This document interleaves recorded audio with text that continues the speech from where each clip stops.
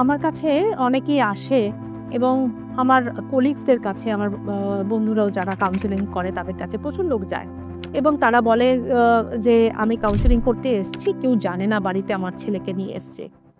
কাউন্সেলিংটা, psychological কাউন্সেলিংটা আজকালকার দিনে এখনো পর্যন্ত we are in the Gen Z stage of life, যেখানে এখনো পর্যন্ত ট্যাবু অফ দ্য সোসাইটি। আমি আমার বাড়ির কাউকে নিয়ে কাউন্সেলিং করাচ্ছি, এটা বিশাল বড় ট্যাবু। বাট কেন?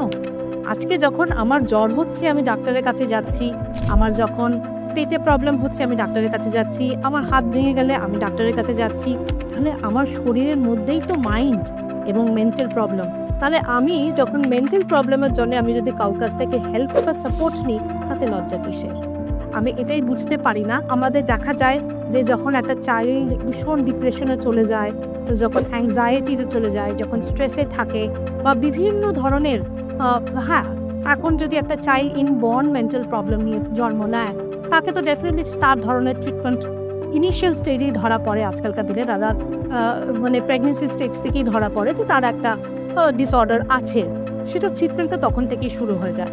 কিন্তু যেই প্রবলেমগুলো, কগনিটিভ বিহেভিয়ারাল প্রবলেমগুলো যদি যেগুলো বাচ্চার দেখা যায়, যে এই প্রবলেমগুলো যদি অ্যাংজাইটি, স্ট্রেস, ডিপ্রেশন, যেটা কারণ হলো এক্সটার্নাল কোনো ফ্যাক্টর, এক্সটার্নাল কোনো রিজন, তখন আমরা কী করি?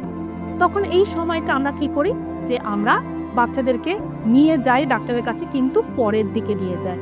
যদি আমার বাড়িতে কেউ জানতে পারে, যদি রিলেটিভ কেউ জানতে পারে, তাহলে কি আমার বাচ্চা পাগল? না, কোনো কাউন্সিলরের কাছে গেলে কেউ পাগল হয় না। এটা একটা মিথ, আর আমার মনে হয় এই মিথটা থেকে আমাদের অবশ্যই বাইরে আসা উচিত।